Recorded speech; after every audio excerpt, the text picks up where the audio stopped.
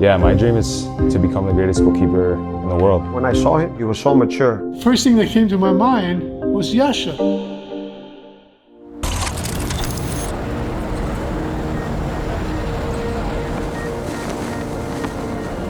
Dziś zapraszam Was na reportaż ze Stanów Zjednoczonych. Głównym celem mojej wizyty w Chicago było spotkanie i wywiad z Gabrielem Sloniną. Bramkarz Chicago Fire potrafi mówić w języku polskim, jednak jako że urodził się i wychował w Stanach, wygodniej było mu wypowiadać się w języku angielskim. Do tego udało mi się także porozmawiać z Frankiem Klopasem, legendą Chicago Fire, a także Edwardem Brownem, byłym sędzią i piłkarzem od lat śledzącym rozwój piłki w Chicago. Według doniesień medialnych Gabrielem Sloniną, 18-letnim bramkarzem Chicago Fire FC, urodzonym w Stanach Zjednoczonych w polskiej rodzinie, interesują się takie drużyny jak Chelsea, Manchester United czy Juventus. To drugi najmłodszy piłkarz w historii, który podpisał kontrakt z klubem MLS. Miał zaledwie 14 lat. To także najmłodszy bramkarz, który zagrał w meczu tej ligi. W tym roku portal Goal.com umieścił go na liście 50 największych talentów na świecie. Okazuje się, że to jedyny golkiper, który znalazł się w tym zestawieniu. USA to kraj, w którym znajdziemy najwięcej miliarderów na świecie. W mojej opinii jednym z głównych czynników, które na to wpływają, jest osadzona w amerykańskiej mentalności wiara w sukces, snucie marzeń i wizji, które dla wielu wydawałyby się wręcz odrealnione. Taka duża pewność siebie, wiara w swoje umiejętności, chęć zapisania się w historii to cechy, które można dostrzec także u Gabriela. Mówiąc o swoich marzeniach, nie wymienia przykładowo gry w czołowych europejskich ligach czy sukcesów w jakichś rozgrywkach. Mierzy znacznie wyżej. Yeah, my dream is to become the greatest goalkeeper in the world. You know, I wanna win Ballon d'Ors. I want to change the way people view Ballon d'Ors as only an award that an outfield player can win. You know, I want to win it as a goalkeeper myself. So, yeah, putting in the work every single day is what's gonna hopefully get me there one day. Miał zaledwie 17 lat i 2 miesiące, gdy w sierpniu minionego roku sztab trenerski Chicago Fire FC zdecydował się wystawić go w pierwszym składzie na mecz z New York City FC.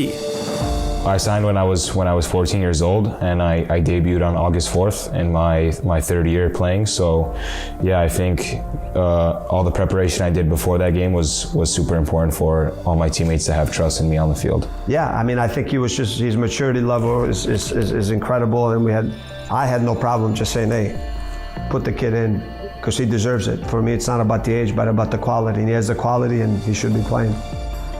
I think this is the only way that you can mature and learn and get better, because you know we can do all the trainings, but then in those moments where the game is different. So I found out in the day of training when our first goalkeeper was injured and he couldn't train anymore the day before the game. So that's when I found out, and you know it was in the middle of training, so I still had to focus and finish training well to make sure that I'm prepared for tomorrow. But obviously I was super excited. I knew that I was ready. I was confident in my ability. I knew I was debuting, so I left pretty early. I wanted to get to the stadium early to set up and make sure that I'm, focused in on the game. But on my way there, my car started to not drive on the highway, and it broke down on the highway on the way there. So, I got really nervous, but I contacted the guys at the stadium, our advisor, and he, sent me a car to come get me and everything, and I was still able to arrive on time, so it worked out. Gabriel zagrał fantastycznie w swoim debiucie. WhoScored.com wybrał go zawodnikiem meczu. Spotkanie zakończyło się rezultatem 0-0, mimo faktu, że to rywale oddali 3 razy więcej strzałów. W ten sposób Gabriel Slonina stał się nie tylko najmłodszym bramkarzem w historii MLS, ale i najmłodszym bramkarzem, któremu udało się zachować czyste konto w tej lidze. Po tym spotkaniu w kilku następnych meczach pełnił jeszcze rolę rezerwowego, jednak nieco ponad miesiąc później na stałe trafił do pierwszego składu. Matt Pyzdrowski, kiedyś wieloletni bramkarz, a obecnie ekspert portalu The Athletic, w analizie poświęconej Gabrielowi Sloninie wśród jego głównych atutów wymienia dojrzałość boiskową i opanowanie. Podczas gdy wielu młodych bramkarzy wpada w panikę w sytuacjach 1 na 1, Slonina zachowuje spokój. W tym przykładzie przeciwko CF Montreal w zeszłym sezonie Slonina przesuwa się do przodu, aby zawęzić potencjalny kąt strzału Joaquina Torresa, po czym obniża pozycję ciała i czeka na okazję do przejęcia piłki. Opanowanie to cecha, której wielu bramkarzom brakuje w młodym wieku i ostatecznie rozwija się z czasem, ale Slonina wydaje się już mieć imponującą zdolność do zachowania spokoju w kluczowych momentach. When I started working obviously with the club again as a coach, when Rafa Wiki was the head coach, he asked me to come on his staff, and at that moment I was doing the TV and I was ambassador of the club. I had heard a lot about Slonina from the academy. Obviously for me, when I saw him as a very young player, that's even a couple years ago, his maturity level, he was so mature, and the way he went about his preparation, you know, how he prepared for training every day, how he prepared after training, that really stood out to me because he was someone I felt that was very disciplined at a very young age. Yeah, I think as a professional athlete, a lot of times, you know, things turn really quickly. You know, you start playing and you start to gain a lot of popularity from social media and press and the reporters and everything. But I think for me, it's all about being in the moment, you know, so how can you go into training every single day and just focus on the training, because all the other outside noises, that's all it is, you know, outside noise. So I think the better you can just be focused in on the moment, the better you'll perform.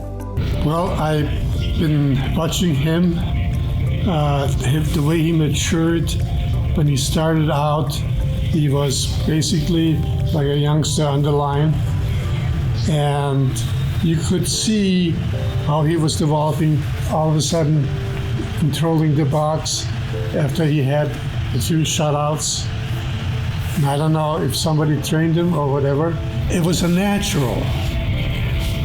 Because he started to go over this side and this side, and before you know, you could tell he was getting confident, and now he is controlling the box.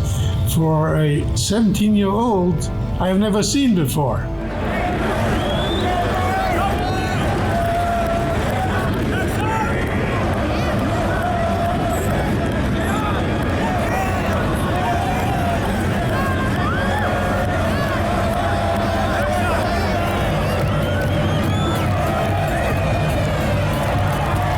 First thing that came to my mind was YiAN, the goalkeeper that I seen in Hanover when Germany played the first game after World War II against Russia.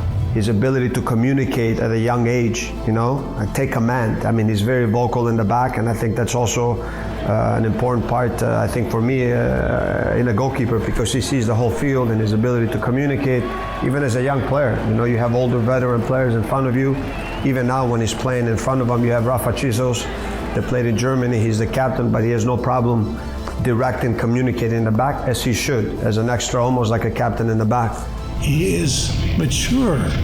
He's not getting rattled. It's really amazing. But also someone as a young goalkeeper, when you make mistakes, I felt it was important that he's able to overcome that, not really to be in his mind and bring him down and think about it that much. He would evaluate, learn, and then try to move on.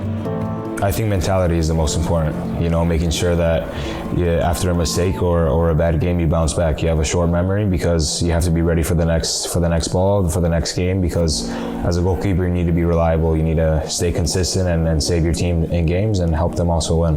Bohater dzisiejszego filmu wśród bramkarzy, którymi się inspiruje, często wymienia w wywiadach Neuera, Oblaka i Mendiego. Jednak co ciekawe, stara się on również czerpać z graczy z przeszłości.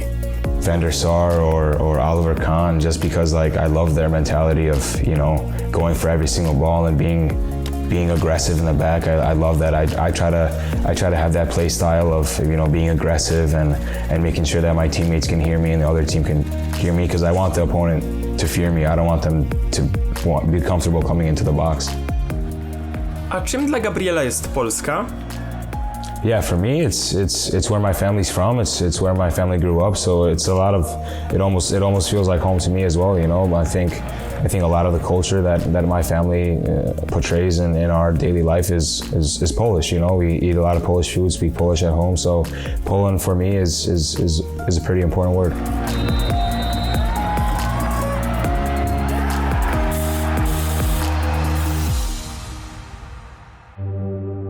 Yeah, I look up a lot to Frank Lopas because, you know, he's a Chicago Fire legend, and I think the passion he brings to the team on and off the field is something that everyone needs. You know, the passion to play for your city and to work hard on the field and work hard in trainings is something that I think everyone should have when playing for this club. W nazywaniu Franka Lopasa legendą Chicago Fire nie ma ani krzty przesady. To były napastnik, który dla reprezentacji USA zdobył 12 bramek w 39 meczach. Do klubu Chicago Fire FC trafił w roku 1998, czyli wtedy, gdy drużyna ta powstała. Dołączyła do ligi i w swoim pierwszym sezonie sensacyjnie sięgnęła po mistrzostwo oraz Puchar USA. The beginning of the club and the first year was really, for me, something special because my career started here in '84 with the old league in the NASL days, and then the league folded. I was in Europe playing, and then I was so disappointed actually when the league started, and then we didn't have a team in Chicago. So I was in Kansas City for 2 years, towards the end of my career. So when Chicago was awarded a franchise in '97, and then '98 would be our first season, I was so excited, but I was still a member of Kansas City. So when they brought me here to be a part of the team. Ważną rolę w klubie, zaraz po tym, gdy ten powstał, pełnili także polscy piłkarze. I was super excited. We had a very exciting young coach in Bob Bradley, and then I think he did an unbelievable job because, you know, he wanted to build a team that kind of represents the city. And the first signing was Peter Nowak. You couldn't have had a bigger name than that. And, you know, when I look at the players that we had back then, I'm looking at today's market and I'm thinking, you know, what we would need to pay to get players of that quality at that time. So bringing someone like Peter Nowak, who was not only an excellent, tremendous player and a leader, but it also connected the community. We have over 1 million Polish people here, you know, so right away, you bring the soccer community, you bring the community to be a part of the team, and we had Peter Nowak and Jerry Pabrozny and Roman Kosecki that I had played against against the national team of Poland with the US team, so I knew Roman very well. Jorge Campos, legendary goalkeeper of Mexico, so what do? You bring 1, 2, 3 big Polish players, you bring a big Hispanic player, now you get the Hispanic community excited that they love football, they love soccer.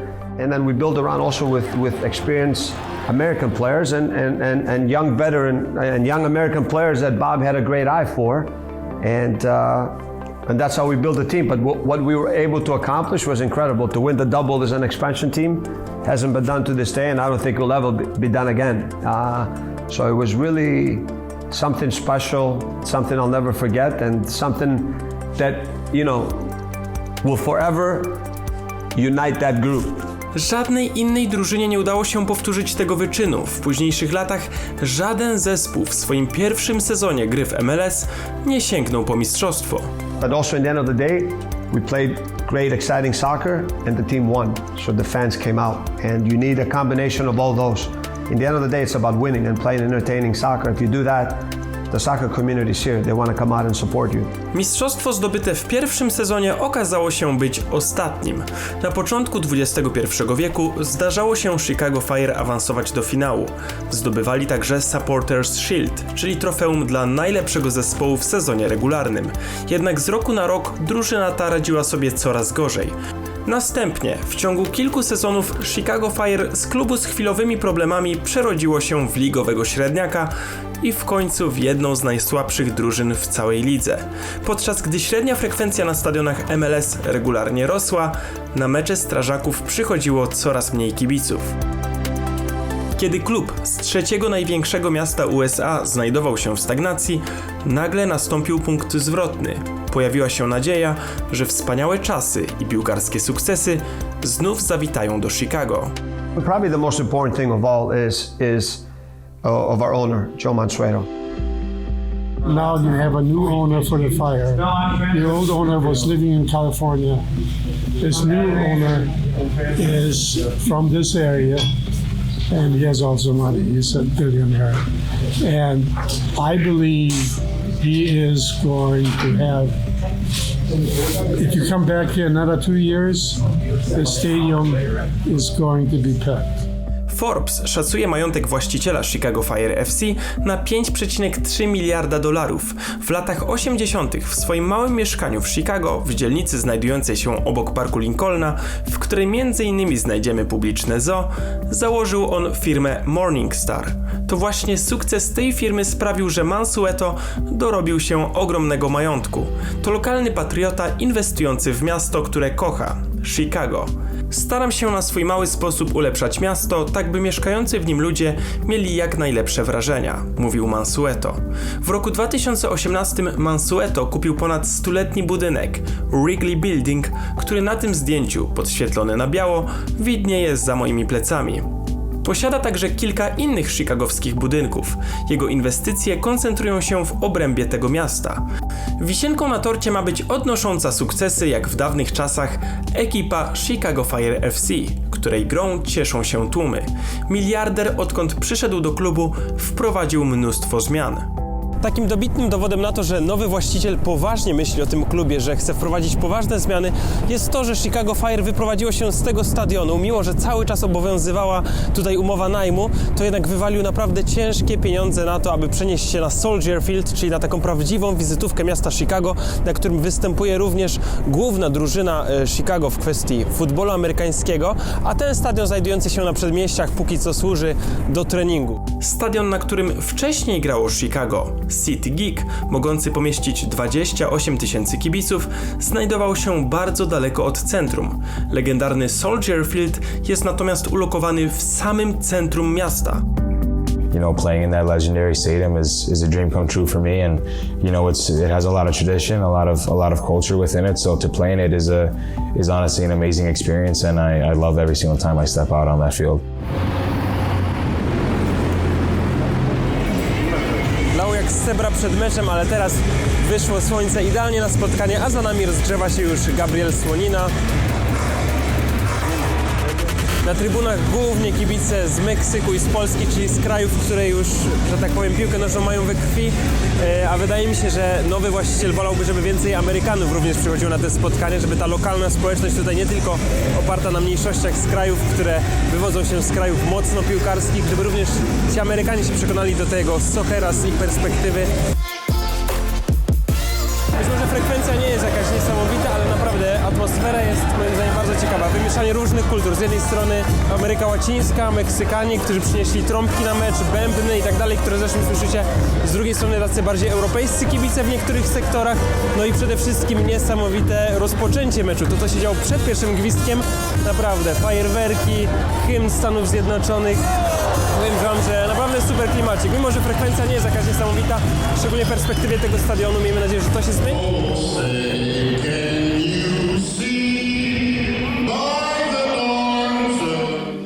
Poza zmianą stadionu, Mansueto zdecydował się na zwiększenie zatrudnienia w klubie.